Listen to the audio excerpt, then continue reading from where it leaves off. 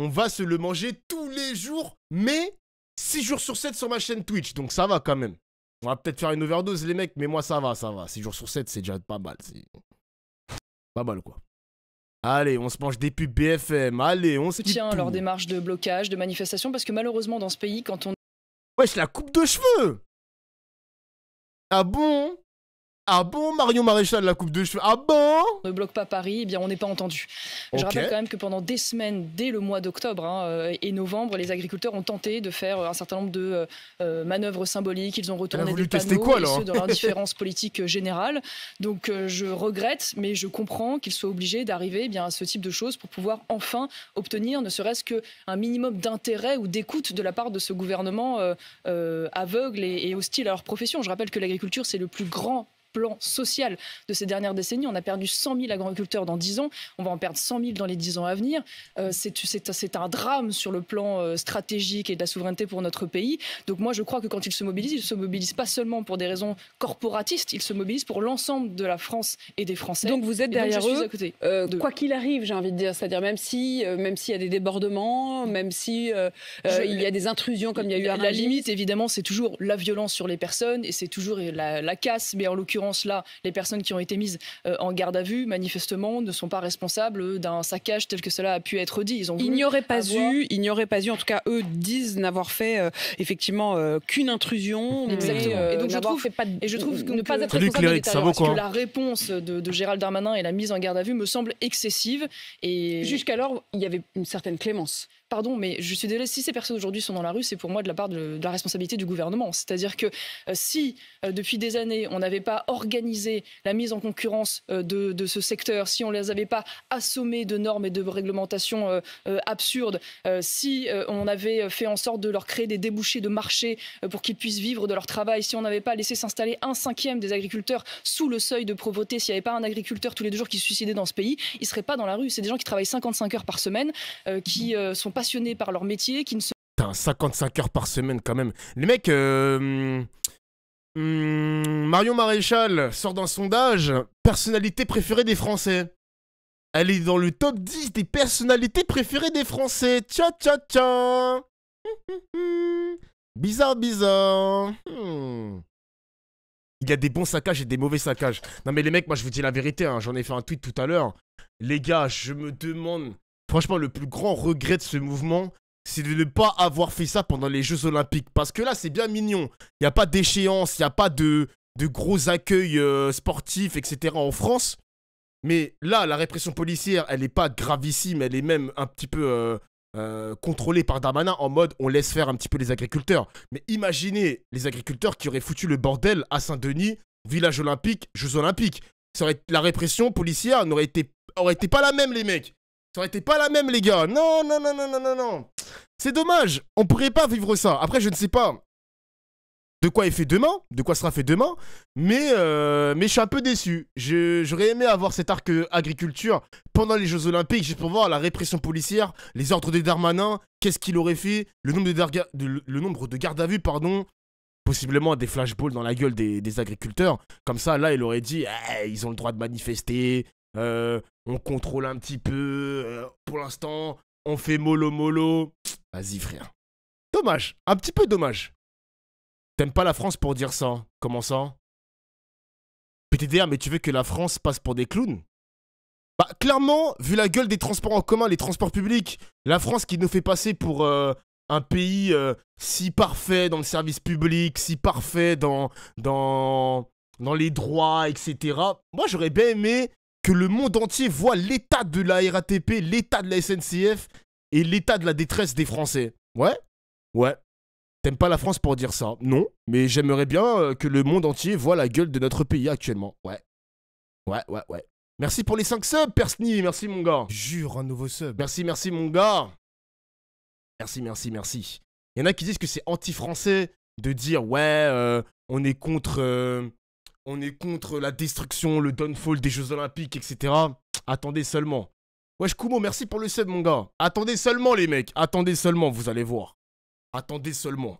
se plaignent jamais, qui ne demandent pas à être désassistés. Je veux dire, si on en est à jeter cette France de la terre dans la rue, pour moi, les seuls responsables, c'est d'abord le gouvernement. Donc non, je suis à leur côté, quoi qu'il arrive. Et on va voir, Marion Maréchal, dans le détail, les réponses qui sont apportées pour l'instant par le gouvernement. Mais voilà, il y a un mec qui le dit très bien, Mme Bottom. Les bandeurs qui veulent une bonne image, vous me faites rêver. L'important, c'est ce qu'on vit au quotidien, pas les paillettes aux yeux du monde. Exactement.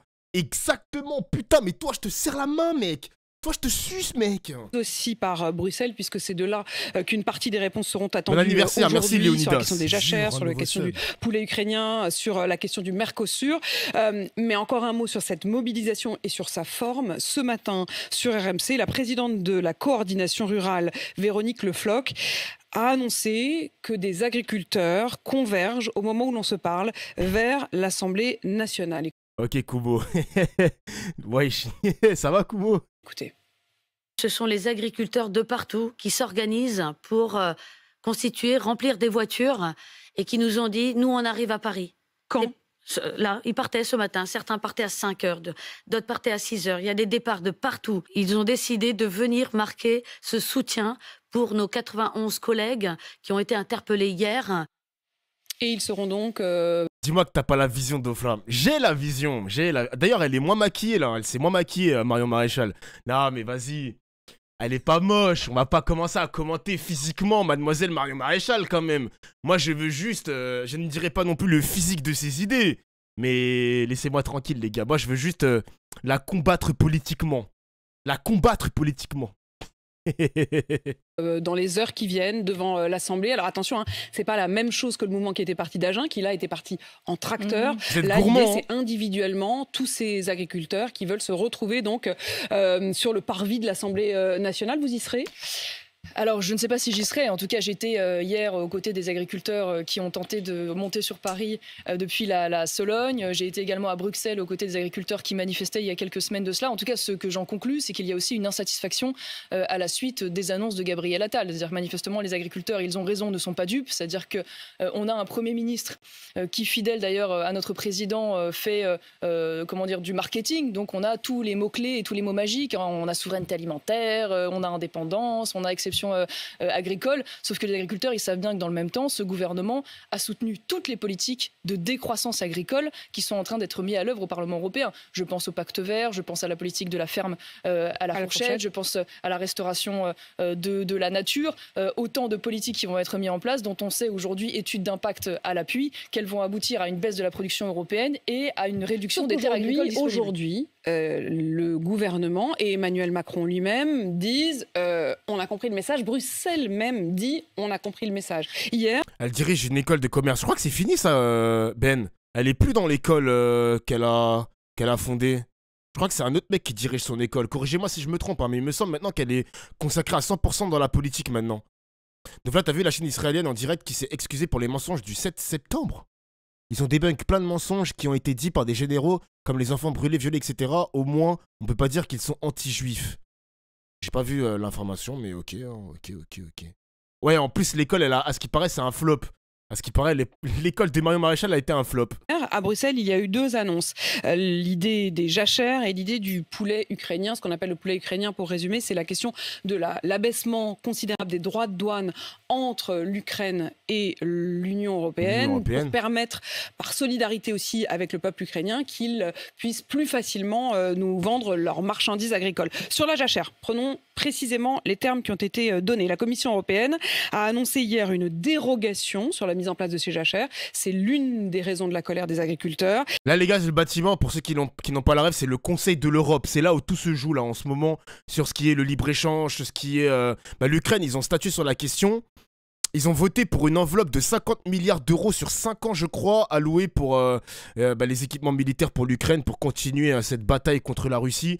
Et je crois qu'ils sont en négociation sur justement la question de l'agriculture, mais au niveau de l'Union européenne, hein, pas uniquement de la France, parce que il y a l'Espagne, le Portugal, la France, la Belgique, l'Allemagne aussi, je crois. Là, en ce moment, l'Europe...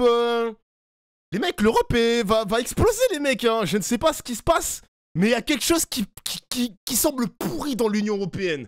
Tout va péter, ma gueule. À un moment, ça va péter, moi, je pense. Ça va péter, les mecs. Ils imposaient 4% de terres arables en jachère. Ils acceptent que ce ne soit pas le cas si, en échange, il y a 7% en oléagineux. Oui, le problème, si vous voulez, c'est qu'on est sur des réponses qui sont dérisoires et secondaires par rapport à la réponse structurelle qu'il faudrait apporter. C'est-à-dire que là, je vous parle de toutes les politiques qui vont être lancées. Je n'ai pas vu le gouvernement remettre en cause ce fameux pacte vert d'Ursula von der Leyen. Mais ça, c'est une remise en cause. Non, mais là, je vous en parle. Oui, non, mais je vais rentrer dans le détail, si vous voulez. Von der Leyen elle-même. Mais vous avez raison. Moi, je parle en même temps, mesdames. Les modalités de la PAC telles qu'elles existent aujourd'hui. Et puis, comme d'habitude, ils se rendent compte après coup, comme sur le nucléaire et bien d'autres exemples, de la PAC, qu'il faut les modalités de la PAC. Je pense que les députés qui étaient RN, qui sont avec nous aujourd'hui, ils ont voté la PAC telle qu'elle est aujourd'hui. Vous savez que la PAC Jordan Bardella a voté cette PAC. La PAC fait partie des rares politiques qui nous permettent de récupérer une petite partie de l'argent que nous versons à l'Union européenne. Vous ne pouvez pas reprocher au gouvernement de l'avoir voté en l'ayant voté vous aussi. Il y a une différence, entre vouloir récupérer une partie de son argent et donc voter légitimement pour qu'on puisse récupérer une partie de cet argent. Et il y a une différence entre le vote illégitime qui serait le leur alors que c'est le même vote. Et soutenir dès le départ quand on est dans la majorité, parce que je rappelle que Renew fait partie de la majorité, donc ils ont la main à Bruxelles, contrairement aux oppositions. Je vais préciser pour ceux qui nous écoutent exactement de quoi on parle. On parle du vote au Parlement européen de la PAC, qui est donc renouvelée tous les 3 ans, en gros, qui a donc été votée il y a 1 an pour une mise en application au 1er janvier. Exactement. Quand vous dites Renew, c'est le groupe européen auquel appartient la Macronie, les députés Emmanuel macronistes. Macron. Également le PPE du groupe DLR. Force est de constater que ce vote-là, c'était un vote commun avec les députés de votre sensibilité. Non, pas du tout, parce qu'en l'occurrence, on n'était pas du tout d'accord. On était d'accord pour récupérer les subventions, on n'était pas d'accord sur le périmètre. Et qu'est-ce que je reprends? Mesdames, arrêtez de parler en même temps, putain de merde. Arrêtez, mesdames, arrêtez. Je vais vous séparer. Arrêtez. Je vais vous séparer, là. Attention, hein. Moi sur cette politique agricole commune, c'est que dans les objectifs donnés à cette politique agricole commune, il ne s'agit pas de défendre plus, en tout cas parce que c'était le cas à l'origine, l'autonomie alimentaire du continent, mais d'aller vers des logiques de verdissement, donc dans des pratiques. En vrai, les mecs, on se dirige vers une Union européenne d'extrême droite. Hein. Quand tu vois la plupart des sondages de l'Union européenne sur les différents partis politiques qui vont être représentés aux élections, ça sent pas bon, les mecs. Hein. Ça sent pas bon. Je sais pas ce que ça va donner une Union européenne sous extrême droite, mais tout va se jouer au mois de juin, les mecs. Hein. Ça va arriver cet été, les gars. Ça va arriver cet été. Plus écologique. Et donc la conséquence de cela, de tout ce que je vous ai dit tout à l'heure, c'est qu'on va aboutir à une baisse de la production agricole et à une augmentation. Impossible, ça va être l'extrême gauche, mon pote. Mais attends, mais tu regardes les sondages, on regarde les mêmes tendances ou quoi là? L'extrême gauche est à 1%, tandis que l'extrême droite est à au moins 20% à 40%. T'es sérieux là? T'es sérieux, mec? On lit les mêmes... T'es sérieux, mec? on lit pas les mêmes choses, hein. Augmentation des importations. Ah ouais, t'es mal informé. La contestation. Ce qui n'est pas encore le cas. Il faut préciser que la France exporte plus qu'elle n'importe. On a doublé les importations depuis 2000. On a un gouvernement qui a noyé nos agriculteurs sous la concurrence déloyale de l'Ukraine, sans aucune mesure, si vous voulez, de ce qui allait advenir. Alors que je rappelle quand même, en Ukraine, on est à 200 € de salaire moyen mensuel. On a des exploitations qui font quasiment la taille du Jura. On a des productions de volailles qui vont jusqu'à 2 millions de têtes. Donc c'était criminel d'ouvrir les frontières comme ils l'ont fait aujourd'hui. Une fois de plus, la solidarité, c'est pas le suicide. Donc là, aujourd'hui, ils commencent à vouloir corriger un tout petit peu les mauvaises décisions qu'ils ont prises. Vous en parlez à l'instant. Voici la proposition de la Commission telle qu'elle a été formulée hier.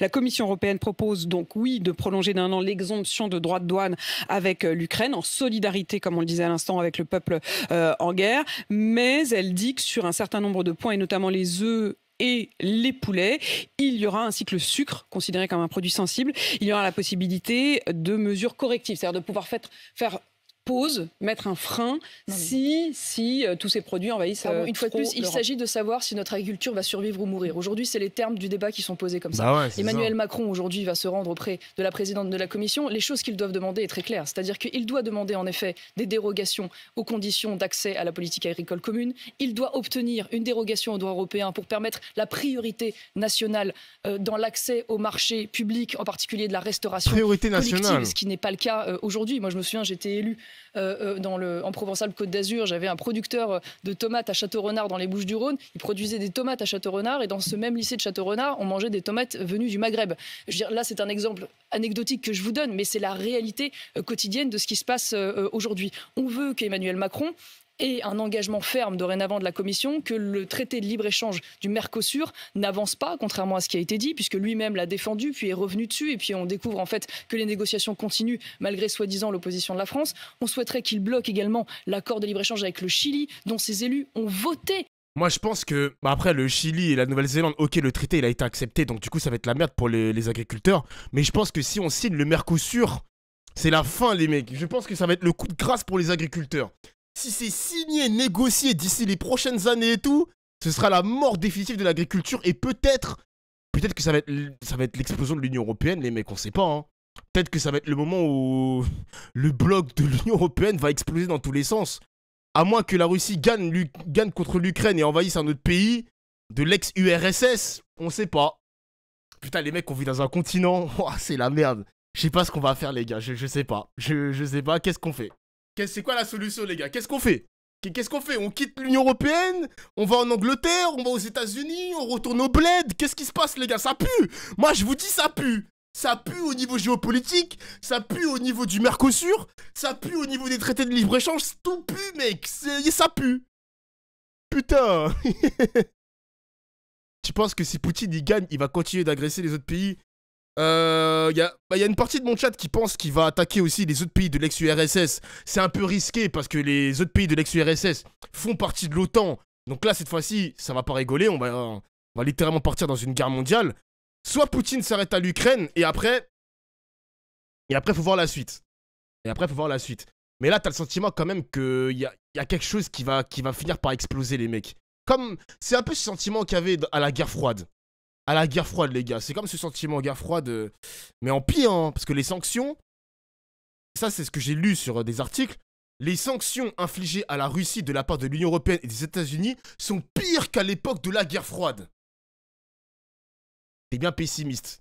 Bah ouais, je suis pessimiste, mon gars. Hein. Quand tu vois la gueule de l'agriculture française, alors que le Mercosur n'est pas encore rentré, le traité de libre-échange avec la Nouvelle-Zélande n'est pas encore rentré en vigueur, et le Chili pareil, imagine le moment où ça va rentrer en vigueur. Les gars, je suis juste réaliste, c'est tout. Je suis juste réaliste, exactement. Je suis réaliste. L'adoption en commission il y a quelques jours seulement, après avoir voté également l'accord avec la Nouvelle-Zélande. Donc qu'ils prennent un engagement ferme de dire aujourd'hui stop, il n'y a plus de traité libre-échange et on doit s'atteler dorénavant à faire respecter la réciprocité et donc le respect des règles et des normes phytosanitaires sur les produits qui arrivent sur le sol français, ce qui n'est pas le cas aujourd'hui. Ça, c'est des mesures très concrètes qu'on demande, et surtout sur l'Ukraine, il faut arrêter les importations. C'est-à-dire qu'il y a une différence. Revenons, vous avez commencé à évoquer le Mercosur et on va y revenir, mais ça veut dire que sur la jachère et sur l'Ukraine, vous estimez en tout cas que les mesures telles qu'elles ont été annoncées hier par la Commission européenne de mise en pause ou d'exception totalement ne sont pas insuffisantes. C'est encore des réponses dérisoires, bureaucratiques, donc vous verrez que les effets en réalité seront pas à la hauteur des enjeux. On a une augmentation les frontières, on a une augmentation de 74% des importations de volailles sur l'année passée. En Europe, on a aujourd'hui un poulet sur deux qui est consommé en France, qui était de... Tu sais comment marche le tissu économique agricole, ou tu spécules? J'ai spéculé sur quoi? Alors, si tu peux m'expliquer, moi je suis tout oui, hein. Mais quand 90% des agriculteurs veulent sortir des traités de libre-échange de l'Union Européenne et des autres pays, bah, je pense que moi je suis de leur côté, quoi. Je suis de leur côté, mais si tu veux m'expliquer encore mieux, moi je suis chaud, hein. Parce que j'ai l'impression que t'es un macronien, toi. J'ai l'impression que t'es pour les traités de libre-échange. Moi je veux bien que tu m'expliques, ma gueule, hein. D'origine étrangère, donc ça n'est pas possible. Il y a une différence entre avoir accepté ce qui nous avait été vendu au départ, de voir les produits ukrainiens transiter par l'Europe pour aller vers l'Afrique et ainsi éviter le blocus lié à la guerre en Russie, et avoir déversé de manière massive les produits ukrainiens, dont je rappelle que l'Ukraine a aujourd'hui un quart de la surface agricole du continent. Donc c'est un drame absolu. Donc on ne peut pas se contenter de demi-mesures bureaucratiques avec je ne sais combien de règles, d'exceptions, comme c'est toujours le cas dans la bureaucratie européenne. On veut un arrêt total. On veut des dérogations à la PAC, on veut des dérogations au droit européen sur la question de la priorité nationale, et on veut des engagements fermes et clairs sur les accords de libre-échange en cours. Ouais, je sais qu'ils fournissent beaucoup en blé, mais je ne savais pas que ça représentait un quart du continent. Les terres agricoles ukrainiennes, putain, c'est ouf quand même, hein. Et à venir. Quand vous parlez sur la question aussi de la fixation des prix sur la loi Egalim, Emmanuel Macron lui-même, alors qu'il était en Suède hier, a reconnu et il l'a dit tel quel, il a dit « Force est de constater que certains de nos distributeurs ont organisé par des grandes centrales européennes le contournement de la loi française ». Ce à quoi il fait référence, c'est ce qu'a reconnu à ce micro il y a 2 jours le président de Système U, Dominique Schelcher, qui reconnaissait que pour certains produits, pour certaines très grandes marques d'agroalimentaire, au lieu de négocier les prix sur l'Hexagone, on les négocie de l'autre côté de la frontière pour ne pas avoir à respecter la loi Egalim. 2 options. Soit on impose que les négociations se fassent sur l'Hexagone, soit on élargit le périmètre de la loi Egalim. Qui pirche pour le sub. Est-ce qu'on ne pourrait pas se dire l'Europe c'est très bien si on prend nos exigences et qu'on les impose aux autres?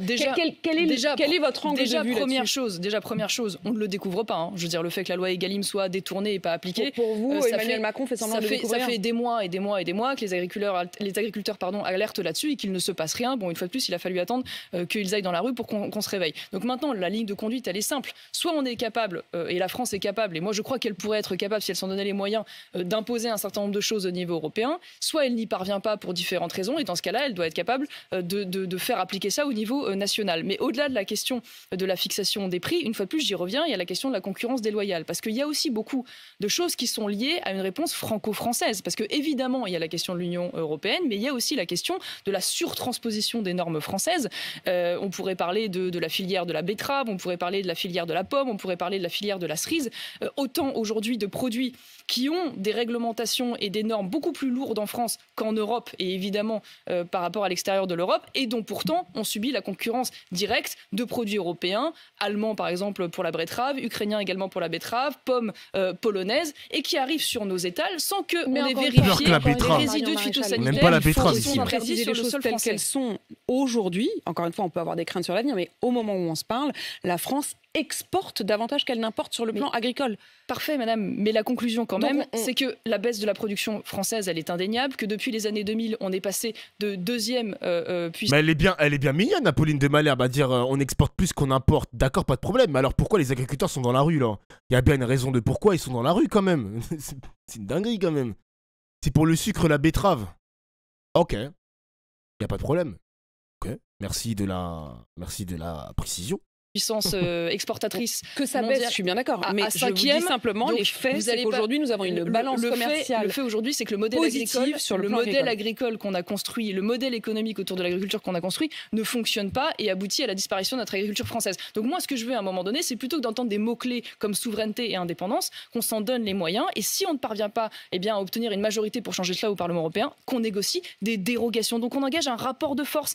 On a les moyens de cela, on a les moyens de la politique de la chaise vide. Sur le Mercosur. Pardon, on a les moyens vous demandez de la négociation sur le budget. On est aujourd'hui le deuxième contributeur net. On donne plus qu'on ne reçoit. Vous croyez que si demain la France dit je coupe les robinets puisque vous êtes en train d'organiser la mort de mon agriculture, vous croyez que la Commission va rien faire? Elle va être obligée de céder. Donc on a 2 moyens, le refuser de faire le chèque. Mais un moyen de pression. On en a beaucoup d'autres d'ailleurs. Mais le problème, c'est que Emmanuel Macron ne veut pas faire cela parce qu'il est d'accord avec les politiques d'Ursula von der Leyen. Il y a un double discours. Il faut que les gens l'entendent. Il y a un double discours entre le niveau européen et le niveau français. Sur le Mercosur, est-ce que vous êtes pour ou est-ce que vous êtes contre?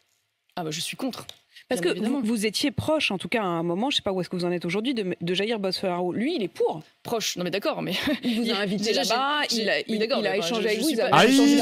Une proche de Bolsonaro. Je considère qu'il y avait un certain nombre de choses intéressantes. Pour autant, moi, ce qui m'intéresse, c'est de défendre les intérêts français. C'est ce que j'ai envie de faire aujourd'hui en France et demain au Parlement européen. Parce que la raison pour laquelle sa ratification a été suspendue, en tout cas au départ, maintenant il y a évidemment la colère des agriculteurs, mais enfin la raison pour laquelle la ratification du Mercosur a été refusée par la France, c'était parce qu'Emmanuel Macron disait ne pas faire confiance au président brésilien sur le respect des normes environnementales. Or, ce président, c'est quelqu'un dont vous avez fait l'éloge. Merci de rappeler quand même qu'à un moment donné, Emmanuel Macron était donc pour d'ailleurs la mise en place de ce traité, qu'il a changé d'avis pour des raisons d'ailleurs politiques et d'opposition politique à Bolsonaro à l'époque. Ah non, mais moi je suis très clair. Moi je suis contre le traité de libre-échange avec le Mercosur. Vous êtes pour Bolsonaro, mais contre le traité. Je ne suis pas proche d'ailleurs de Bolsonaro particulièrement. Je trouve qu'il y avait des choses intéressantes dans son élection et dans son programme. Maintenant, ça ne va pas au-delà de ça, mais ce qui m'intéresse, c'est la défense des intérêts français. Et si je peux regarder parfois avec sympathie certaines politiques, y compris d'ailleurs en Europe, chez nos amis hongrois ou polonais par le passé ou italiens, pour autant, ma boussole, c'est d'abord la défense des intérêts français. Et les intérêts français ne vont pas dans le sens de l'ouverture des frontières avec, évidemment, l'Amérique du Sud. Marion Maréchal, Tu casses, tu répares. Tu salis, tu nettoies. Tu défies l'autorité, C'est quoi on ça? t'apprend à la respecter. Ça pourrait être de vous. Oui, si vous voulez, le problème c'est que c'est la réponse politique qu'il y a derrière. Ça c'est toujours pareil. C'est du donc des mots de marketing Gabriel et c'est Attal des grandes prononcés phrases. pendant son discours de politique J'ai générale. reconnu. Tu casses, tu Oui, répares. alors un discours d'ailleurs dont je précise qu'il n'y a quasiment C'est rien, Attal, ouais, c'est Attal. même rien, disons-le, sur l'immigration, dont il n'y a rien aujourd'hui sur l'avancée de l'islamisation et de l'islamisme dans notre pays. Ah, mais pourquoi? Depuis tout à l'heure, on était bien sur les agriculteurs. Pourquoi elle parle de l'islam, bordel de merde? Oh là là là là. Merci Lujo pour les 29 mois de sub. Ça y est les mecs, ça y est. Ça y est les amis, les agriculteurs, vous passez derrière la caméra. Eh, les musulmans là, venez. Venez. C'est vous maintenant. C'est vous les gars. Vous rentrez dans la danse. Pays, hein, dont l'un des derniers sondages du JDD révèle quand même que chez les jeunes générations de musulmans, elle continue d'avancer, ça recommence, cette putain. radicalisation malheureusement. On n'a rien non plus sur la réponse pénale et la réponse judiciaire, alors que les derniers chiffres de 2023 qui sont sortis démontrent une fois de plus une augmentation dans la majorité des crimes et des délits. Donc moi j'ai l'impression d'avoir un sous-préfet à la simplification. Alors on nous parle de la taxe lapin, enfin, c'est complètement lunaire quand on y pense. On nous parle de la taxe lapin, on nous parle pour les agriculteurs d'avancée de trésorerie, on nous parle de simplification. Très bien, mais enfin à un moment donné la réponse structurelle elle est où? Et c'est pas en nous expliquant que on va faire en sorte que les élèves passent la serpillière une fois qu'ils ont sali, renversé de l'eau dans le hall de l'école, que ça va selon moi répondre à ce grand défi aujourd'hui de l'effondrement de l'éducation nationale et de l'autorité en l'éducation nationale. Les professeurs d'ailleurs sont en grève aujourd'hui. Est-ce que eux aussi vous les soutenez? Il faut voir les revendications qu'il y a derrière. Mais moi, je soutiens en tout cas l'idée d'une réforme profonde de l'éducation nationale qui n'est pas seulement la question de l'uniforme. Je pense que ça, c'est important. Mais c'est qu'un des points parmi les très nombreux. Moi, je veux qu'on ait la fin du collège unique, par exemple. Je veux qu'on ait un vrai retour sur les fondamentaux en primaire. Mais ça veut dire concrètement... Tout ça c'est ce que Gabriel Attal, ministre de l'Éducation, ils ne le font pas depuis 7 ans. Ça veut dire que si on remet les savoirs fondamentaux en primaire, il y a des conséquences très concrètes. Ça veut dire qu'on ne fait plus que des maths et du français, de l'histoire de géo. On ne fait plus d'art plastique, on ne fait plus de technologie. On fait plus d'art plastique. On ne fait plus de langue vivante. On fait pas de théâtre. Il y a des choix, en fait, à un moment donné. Quand on a près de 30% des élèves qui arrivent en 6e qui savent pas lire et écrire, on fait des choix. Et donc, le retour aux fondamentaux, c'est ça. Donc mais depuis 7 ans, ministre de l'Éducation, vous supprimez le sport aussi? Ah bah non, j'ai pas dit le sport. Donc Excusez-moi, j'ai dit que le retour aux fondamentaux, quand on a aujourd'hui un tel effondrement dans les capacités de lecture et de calcul et de français chez les élèves Emmanuel Macron en primaire. Par contre, les gars, 30%, c'est énorme. Hein. 30% des élèves de 6e ne savent ni lire ni écrire. Archem, la honte. La honte, la honte. La honte, les gars. Moi, je savais lire et écrire. Ah là là, la honte. Et compter aussi, hein. Je savais compter. Hein. Ah, c'est faux? Ah, c'est faux? Ah, merde. Ah, c'est une fake news. Ah, c'est... Ah, merde. Ok. Ok. Moi, je crois le chat. Hein. Je crois pas Marion Maréchal, je crois plus le chat. Voilà. Mettre de la culture et on va remettre du théâtre. Recentrer sur les fondamentaux, excusez-moi, c'est ce que ça veut dire. Alors là, il va falloir m'expliquer ce que Gabriel Attal dit et veut dire en expliquant et en ressortant cette phrase tout le temps, dont tout le monde s'accorde à dire les enfants de l'école primaire au musée pour aller voir des tableaux, par exemple. Madame, on parle des langues vivantes, par exemple. Quand on a des élèves aujourd'hui qui, à 6, 7, 8 ans, ne sont pas capables d'acquérir les bases du calcul, de la lecture et de l'écriture, bah, je suis désolée, on récupère des heures de langue vivante pour faire du français. Non, mais c'est pas... Madame, je suis pas en train de vous dire, qu'on va arrêter les sorties scolaires. Je parle des sorties scolaires. Vous parlez de l'art plastique, de la technologie et des langues vivantes. Je dis oui, il faut dégager des heures ou de toutes les activités. Je parle en primaire. Je parle en primaire. Je dis pas qu'il faut pas faire de langue vivante. Les parents se disent qu'aujourd'hui c'est important pour leurs enfants qui parlent une langue étrangère. 8 ans. Franchement, les gars, je pense que j'aurais été un très bon élève en mathématiques si j'avais pas langue vivante en allemand. Mec, au collège, j'avais de l'allemand. Donc imaginez, tu supprimes des heures d'allemand pour rajouter des heures de mathématiques, j'aurais été Einstein. J'aurais été un noir Einstein. Le premier noir de France à maîtriser les mathématiques. J'aurais été docteur, ma gueule. Mais bon, il a fallu m'imposer les Guten Tag, les Schnabby, le crocodile. Je crois que je sais dire juste Guten Tag, hein. Guten Tag. J'ai fait 4 ans d'allemand, ça m'a servi à rien. J'avais que des mauvaises notes et en plus de ça, me mettre allemand avec des mauvaises notes, a baissé ma moyenne générale. Ça a baissé ma moyenne générale et j'étais un bon élève, les mecs. Hein. J'avais des bonnes notes en français, j'avais des bonnes notes en sciences physiques, j'étais bon en sport. j'étais bon. Il y avait quoi d'autre comme matière aussi? Il y avait SVT aussi. SVT, j'étais bon. Mathématiques, bah c'était un peu la merde. Il y avait histoire géo, j'étais bon. Et frère, l'allemand, ça niquait ma moyenne générale. Non, j'avais pas espagnol, les mecs, j'avais pas espagnol. J'avais anglais, allemand et bah, le reste des matières, quoi. Dinguerie, frère, cette matière de merde. Culé, celui qui m'a mis dans la classe allemand, là. La priorité, c'est d'abord de maîtriser sa langue. Parce que quand on ne maîtrise pas correctement sa langue, on n'est pas capable, si vous voulez, ensuite d'apprendre une langue étrangère. Ça, c'est la base, parce qu'on n'est même pas capable de lire correctement. Et c'est ce qui se passe aujourd'hui dans des écoles. Donc oui, il y a des choix à faire. Des choix qui sont des choix radicaux. Ça ne veut pas dire qu'il n'y a pas des sorties scolaires et des sorties culturelles ou du sport, bien évidemment, ce n'est pas le sujet. Mais qu'à un moment donné, il ne suffit pas de dire les mots et les mots magiques. Il faut qu'il y ait des mesures précises qui soient prises derrière. Mais on sent bien, quand vous dites même les langues étrangères, il y a quelque chose aussi d'une forme de refus de l'étranger, quoi. Non, mais qu'est-ce que vous racontez? Bah, je trouve ça étonnant. On doit d'abord se concentrer. Non, mais moi, excusez-moi, mais je parle anglais et je parle italien. Et je suis très contente de parler des langues étrangères. Vous êtes très heureuse de le transmettre à votre enfant. Mais il n'y a pas de problème. Mais d'ailleurs, je n'ai pas dit qu'il fallait pas l'apprendre au collège et au lycée. Je suis en train de vous dire qu'aujourd'hui, en primaire, au regard de ce qui est en train de se passer et de l'effondrement du niveau. Non, mais le raccourci de Apolline de Malherbe, ben, c'est n'importe quoi. Depuis tout à l'heure, elle est en train de te répéter que les langues étrangères au primaire, c'est non, mais au collège et au lycée, tu pourras continuer à apprendre une langue étrangère. Et elle comprend pas la question, elle comprend pas la réponse. Elle fait exprès. Et pourtant, j'aime pas Marion Maréchal, hein, mais elle fait exprès, Apolline. Elle est bête, hein.